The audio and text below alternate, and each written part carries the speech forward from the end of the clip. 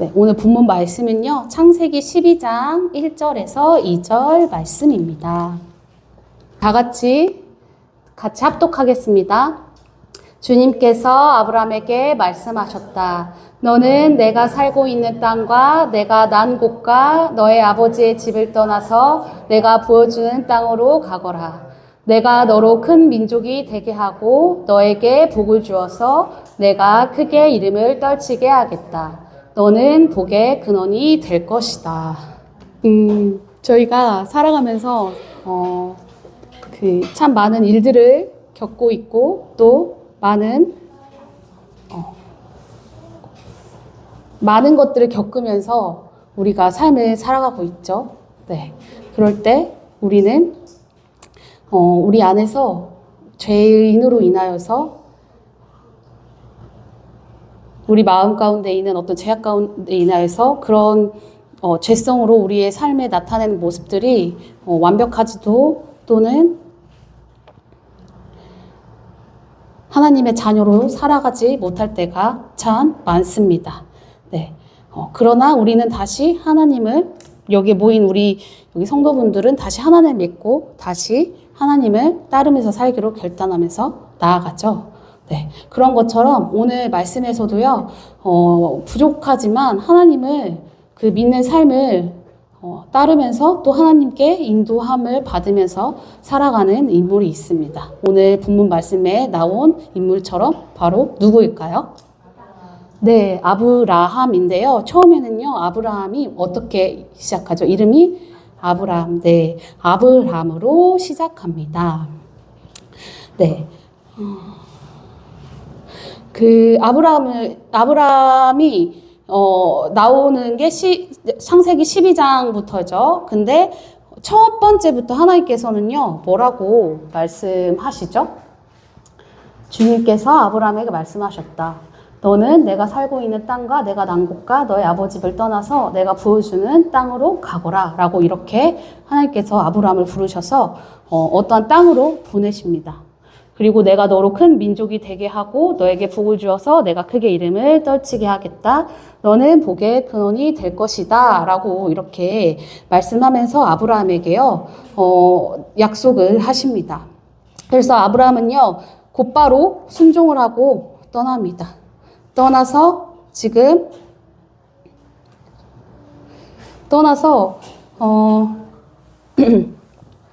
가나안 땅으로 갑니다. 그래서 지금 보면 PPT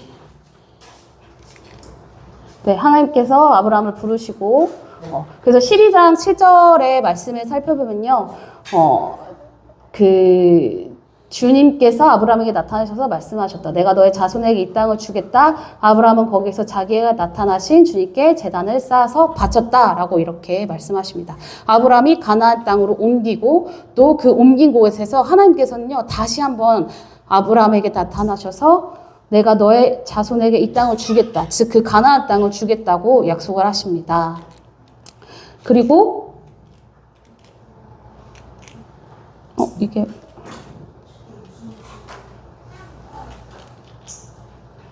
이거 안 먹네요, 목사님. 그리고 나서 그 다음 바로 8장에는요, 나왔다. 아브라함이 또 거기에서 떠나 베델의 동쪽에 있는 그 가나안 땅으로 옮겨가지고요, 거기서 하나님께서 한 번 나타나시고, 그리고 나서 다시 거기서 베델의 동쪽에 있는 산간지방으로 옮겨서 장막을 쳤다고 해요. 서쪽은 베델이고 동쪽은 아이다라고 이렇게 그 장소를 저렇게 설명하고 있는데요. 아브라함은 거기서도 제단을 쌓아서 주님께 바치고 주님의 이름을 부르며 예배를 드립니다. 아브라함이 하나님께서 본인을 부르시고 아브라함을 부르시고 또 가나안 땅으로 갑니다. 그리고 거기서 하나님께서는요 다시 한번 아브라함에게 나타나셔서 자손에게 이 땅을 주겠다고 약속하십니다. 그랬을 때 아브라함의 반응은 어떻죠? 마지막 7절의 마지막 부분에 자기에게 나타나신 주님께 제단을 쌓아서 바쳤다입니다. 또 그리고 8절 마지막에서도요. 아브라함은 거기에서도 제단을 쌓아서 주님께 바치고 주님의 이름을 부르며 예배를 드렸다라고 이렇게 나옵니다. 즉 아브라함이 하나님께서 자신에게 나타나셔서 약속을 하실 때 아브라함 어떻게 믿음으로 어떻게 반응하죠? 네, 제단을 쌓았다고 하고요. 또 제단을 쌓았다고 하고 또 어떻게 되어 있죠? 8절에는요. 제단을 쌓고 네, 예배를 드립니다. 네. 이렇게 아브라함은요. 자신을 부르시고 복의 근원이 될 것이며 자신의 후손에게 가나안 땅을 줄 것이라는 하나님의 약속에 하나님께 제단을 쌓고 예배를 드렸습니다. 아브라함이 하나님께 제단을 쌓고 예배를 드렸다는 것은요. 자신에게 약속하신 그 약속을 신뢰하는 믿음의 표현과 또 순종하기를 결단하는 결단의 표현이었습니다. 네. 그러나 여러분,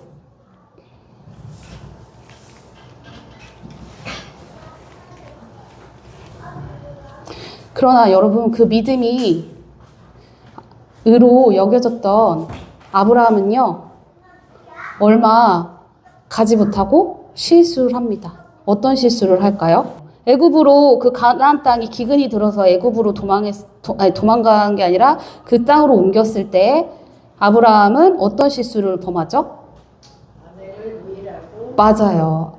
자기 아내를 누나라고 속이죠. 네. 그렇게 아브라함이 애굽에서 자신의 생명을 위해서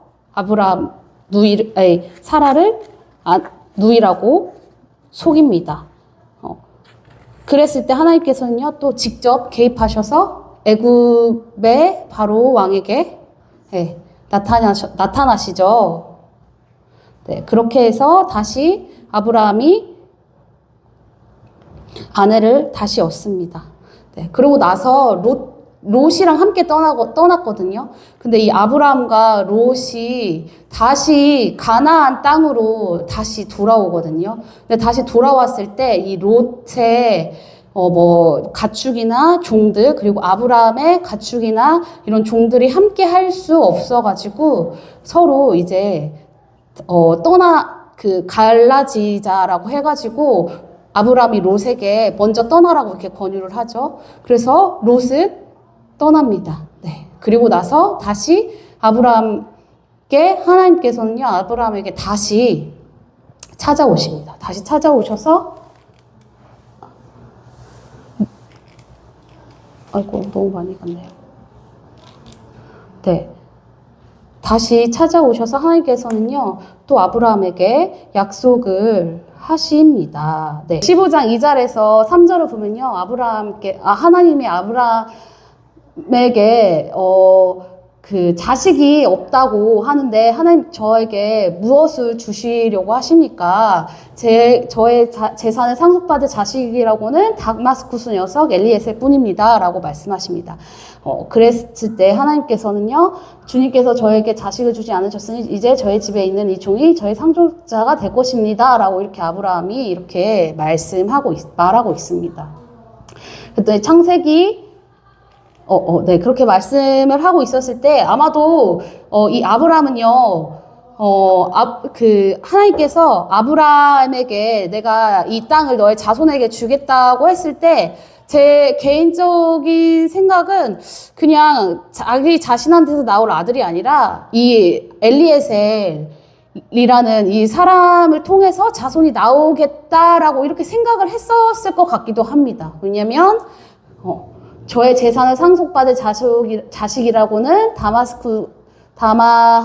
다마스쿠스 녀석 엘리에셀 뿐이라고 이렇게 말하는 거 보면 아마 그때까지도 아브라함은 그렇게 또 생각하지 않았을까라는 이런 생각을 합니다. 그러나 하나님께서는 아브라함을 밖으로 부르시고 그 수많은 별들을 보게 하시면서 뭐라고 말씀하시죠? 15장 16절에 따르면 아브라함이 주님을 믿으니 주님께서는 아브라함의 그런 믿음을 의로 여기셨다라고 이렇게 말씀하셨어요. 네. 아니다. 하나님께서는 아브라함에게 아니다. 너의 몸에서 나올 그 아들이 너의 상속자가 될 것이라고 이렇게 하나님께서는요, 아브라함이 저렇게 말하고 난 뒤에 바로 그렇게 약속을 하셨습니다. 그리고 아브라함은 이걸 어떻게 하죠? 믿음으로 그것을 취하고 그런 아브라함의 믿음을 하나님께서는요, 아브라함의 의로 여깁니다. 네. 그러나 아브라함은요, 또 이 믿음이 의로 여겨졌지만 다시 또 실수를 합니다. 어떤 실수냐면요, 하나님의 약속을 기다리지 못하고 사레의 여종 하갈을 통해 이스마엘을 낳습니다. 그래서 아브라함의 가정에 뭘 가져오죠? 분란을 가져오죠. 그쵸? 네.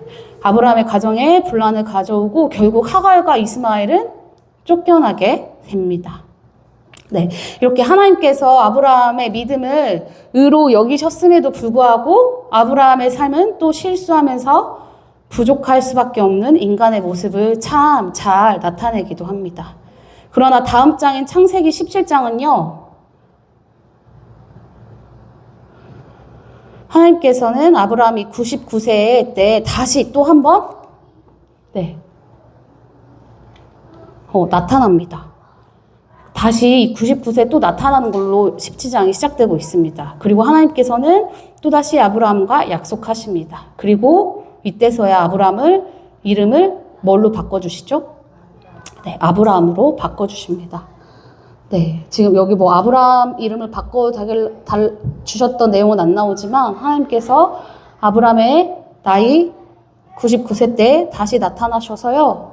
어떻게 또 약속하시냐면요.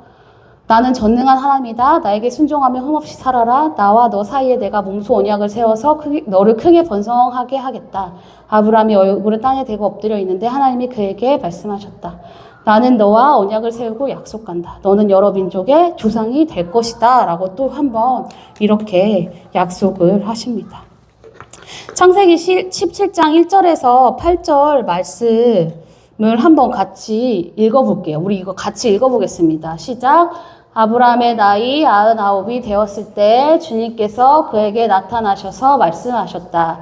나는 전능한 하나님이다. 나에게 순종하며 흠없이 살아라. 나와 너 사이에 내가 몸소 언약을 세워서 너를 크게 번성하게 하겠다. 아브라함이 얼굴을 땅에 대고 엎드려 있는데 하나님이 그에게 말씀하셨다. 나는 너와 언약을 세우고 약속한다. 너는 여러 민족의 조상이 될 것이다. 내가 너를 크게 번성하게 하겠다. 너에게서 여러 민족이 나오고 너에게서 왕들도 나올 것이다. 내가 너와 세우는 언약은 나와 너 사이에 맺는 것일 뿐 아니라 너의 뒤에 오는 너의 자손과도 대대로 세우는 영원한 언약이다. 이 언약을 따라서 나는 너희의 하나님이 될 뿐만 아니라 뒤에 오는 너의 자손의 하나님도 될 것이다. 내가 지금 나그네로 사는 이 가나안 땅을 너와 내 뒤에 오는 자손에게 영원한 소유로 모두 주고 나는 그들의 하나님이 될 것이다. 라고 이렇게 말씀하고 있습니다. 7절과 8절을 살펴보면요. 그리고 하나님께서 아브라함에게 세우시는 이 언약은요. 아브라함뿐만 아니라 아브라함의 자손과도 대대로 세우는 영원한 언약이었습니다. 그리고 아브라함의 하나님뿐만 아니라 뒤에 오는 아브라함의 자손에게도 하나님이 될 것이라고 약속하십니다. 이것은 아브라함의 인생뿐만 아니라 아브라함의 후손에게도 동일하게 적용될 것이라는 말입니다. 그래서 여러분 나중에 그 출애굽기에 보면요. 그 불붙은 떨기나무에 선 모세에게 하나님께서는요. 스스로를 어떻게 칭하시죠? 나는 아브라함의 하나님, 이삭의 하나님, 야곱의 하나님이라고 이렇게 스스로를 소개하고 있습니다.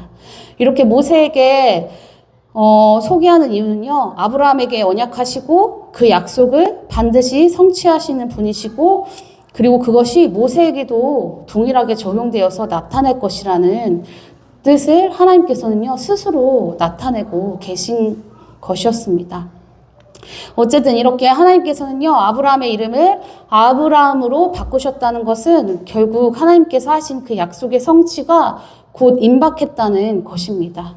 그리고 이 언약의 상징으로 뭐를 요구하죠? 바로 난지 8일 만에 자녀들에게 난지 8일 만에 할례를 그 언약의 상징으로 할례를 요구하십니다.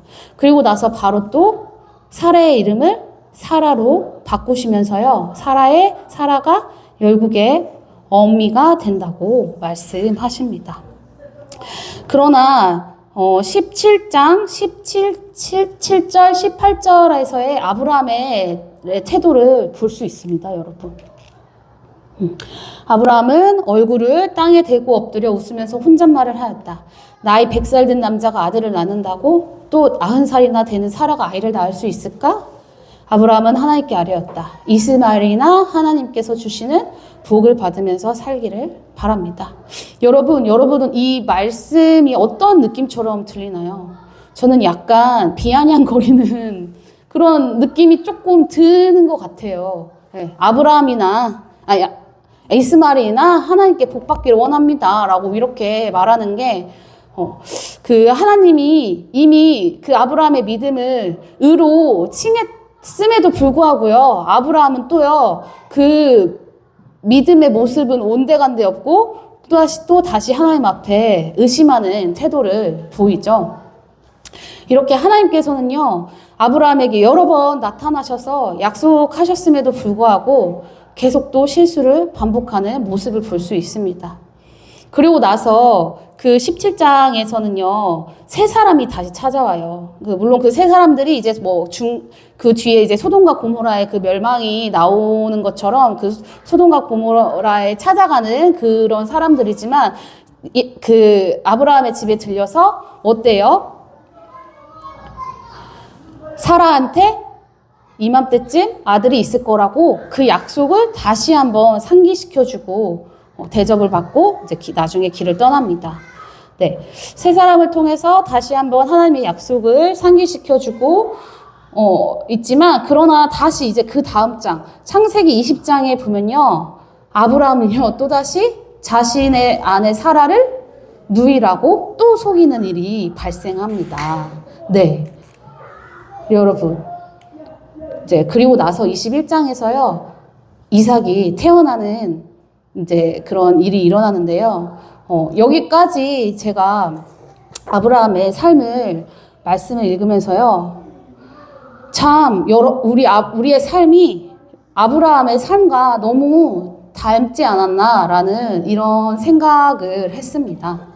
네, 아브라함의 삶은요, 하나님을 믿는 믿음을 보이는 삶을 살다가도 자신이 처한 여러 가지 환경과 상황에 부딪히면서 실수하는 모습을 보입니다. 그렇죠? 우리의 모습도 마찬가지죠. 우리도 하나님 앞에 우리의 믿음과 우리의 마음을 표현하고 예배하면서 살다가도 또 우리가 마주치는 어떤 상황과 환경에 그냥 또 믿음 없는 모습을 보이는 그런 실수들을 할 때가 참 많습니다.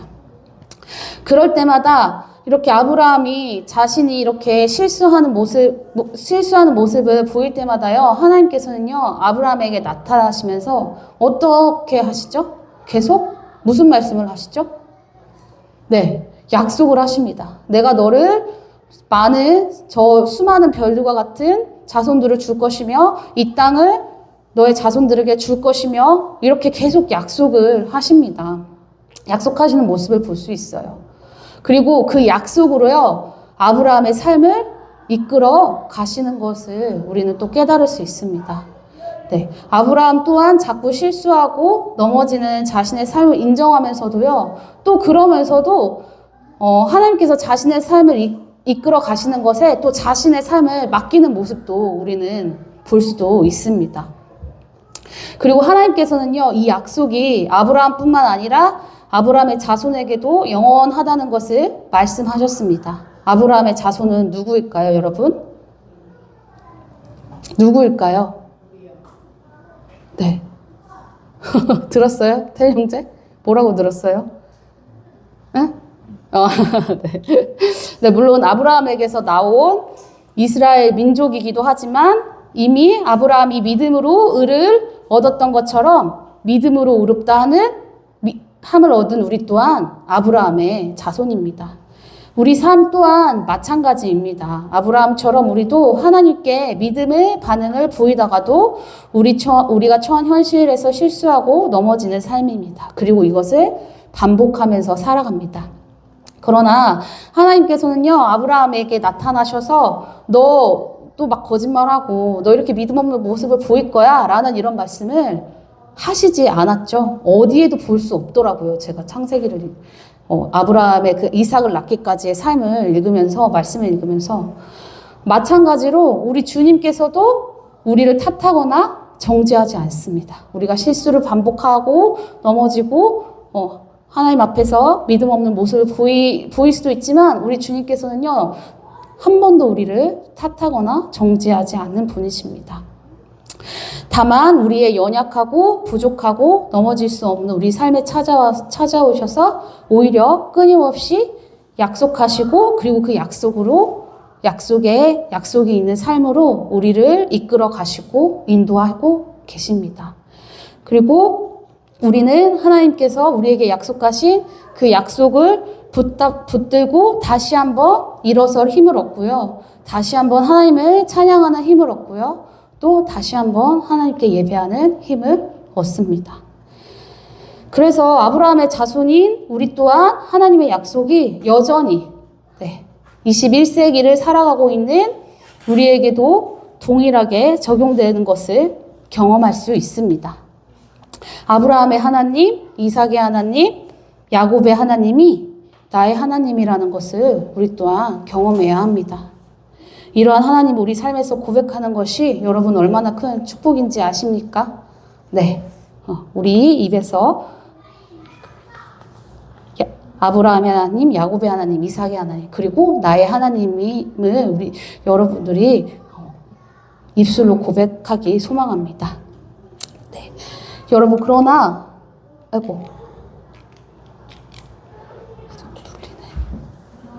네, 사실 아브라함의 입장에서 보면요,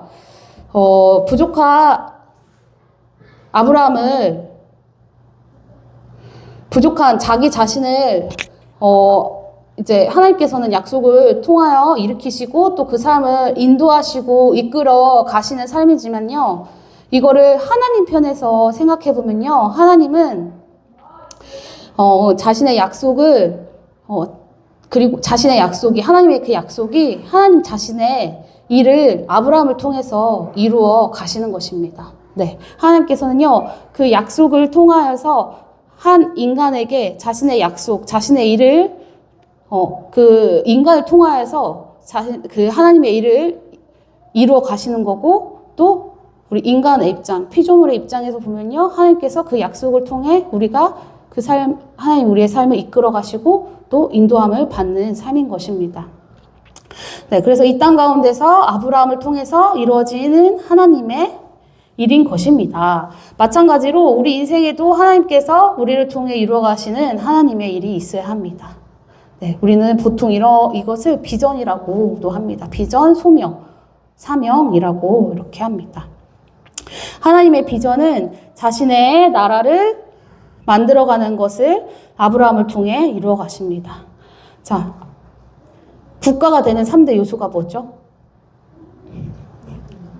네, 국민, 영토, 주권입니다. 네, 이 4가지 요소가 있어야 국가가 만들어지죠. 아브라함과 그 백성이 번성하여 하나님께서는요, 백성을 만드시고 또 가나안 땅이라는 영토를 허락하셔서 그곳에서 그 주권이 하나님께 있는 그 하나님의 나라를 만들어 가고 싶으셨던 것이 하나님의 비전이고 하나님의 소망이고, 그것을 아브라함에게 약속을 통하여 드러나게 하시고 그것을 아브라함을 통하여서 이루어 가시는 것입니다. 그리고 그것이 바로 하나님의 뜻이 이 땅 가운데서 이루어지는 것입니다. 그것을 위해서 누구를 선택하셨나요? 바로 아브라함을 선택하신 겁니다. 네. 그러나 부족해서 실수할 수밖에 없는 아브라함을 하나님의 비전을 이루어 가시도록 이끄신 방법이요, 바로 약속이었던 것입니다. 이 약속이 아브라함이 죄인일 수밖에 없어서 절망하고 좌절하는 그 속에서 다시 소망을 갖게 하고 다시 힘을 얻게 하고 다시 예배하며 살아가게 했습니다. 그 믿음을 하나님께서는 의로 여기셨고, 그리고 아브라함은 하나님의 자녀로 살아갈 수 있었던 것입니다. 하나님의 약속은 아브라함의 자손들을 별과 같이 많게 하고 그 자손들에게 가나안 땅을 주며 그 주권이 하나님께 있는 하나님의 나라를 만들어가는 것이었습니다. 그리고 그것이 아브라함에게 비전이 되었던 것입니다. 우리가 살아가면서 어디로 걸어가고 있는지 모를 때, 우리가 어떻게 살아가야 할지 모를 때 아브라함에게 나타나셔서 길을 알려주시고 약속하셨던 것처럼 하나님께서는 우리에게 동일하게 역사하시고 일하십니다. 그리고 지금 하나님께서 우리에게 무엇을 통해 말씀하고 계시죠? 아브라함에게 나타나셨고, 물론 우리에게도 그렇게 역사하십니다. 하지만 또 우리에게 무엇이 있죠? 바로 하나님의 말씀, 성경이 있습니다. 우리에게 성경을 통해 말씀하시고 이 성경을 통해서 우리에게 약속하고 계시고 있습니다. 성경의 모든 내용이 여러분 우리에 대한 하나님의 약속인 것입니다. 그리고 이 성경의 하나님의 말씀이 매일 우리에게 하나님이 주신 약속이며 또 비전이며 또 살아갈 힘이며 능력이며 소망이며 생명입니다. 그렇다면 여기 모인 여러분들에게는요, 하나님의 약속이 있으십니까? 매일매일 하나님의 그 약속에 힘입어서 살아가고 계신가요? 오늘 우리가 아브라함의 삶을 통해 하나님께서는 한 인간의 인생을 약속으로 그 삶을 이끌어 가시고 인도해 가시는 것을 깨달았습니다. 마찬가지로 우리 인생 또한 하나님의 약속으로 우리의 삶을 이끌어 가시고 인도하십니다.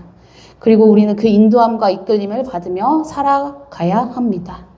그래서 오늘 여기 모인 모든 분들도 하나님께서 나에게 주신 약속이 무엇인지 깨닫기 소망합니다. 이 세상에 목적 없이 지어진 것은 하나도 없습니다. 하다못해 우리가 하찮게 여기는 개미도 다 그 쓰임새와 목적이 있게 지어졌습니다. 하나님의 형상을 닮은 우리는 어떨까요? 하나님께서는요, 각각의 인생을 분명한 목적을 두시고 계획하시며 우리를 머리카락 한 올부터 발톱 하나까지 아주 세심하고 또 아주 귀하게 지으셨습니다. 우리 인생에 하나님께서 두신 목적이 분명히 있습니다. 하나님께서는 나의 인생을 어떤 목적으로 지으셨으며 나에게 하나님의 어떤 소망을 또 비전으로 주셨는지 다시 깨닫고 그것을 다시 소망하며 살기를 바랍니다. 때론 세상에 치이고 깨지고 또 세상에 무릎 꿇고 실수하는 삶이지만 그때마다 찾아오셔서 다시 주님의 자녀로 살아갈 수 있도록 하나님의 약속과 소망을 주시고 또 다시 예배할 수 있는 힘을 주시는 우리 하나님을 찬양하는 삶이길 소망합니다. 오직 하나님의 약속과 아직 하나님의 약속과 소망이 무엇인지 잘 모르시는 분이 또 계십니까? 오늘 이 시간 하나님께 기도하며 그것을 깨닫게 해달라고 기도드리시길 바랍니다. 그리고 무엇보다 성경을 펴고 성경을 읽으시길 바랍니다. 우리 삶의 모든 약속과 방향과 답은요, 성경에 있습니다. 그래서 우리 삶이 마지막 궁극적으로 약속하셨던 그 가나안 땅, 하나님의 나라에 들어가 영원히 하나님과 함께하며 하나님을 찬양하는 영원한 생명이 있는 삶이길 소망합니다.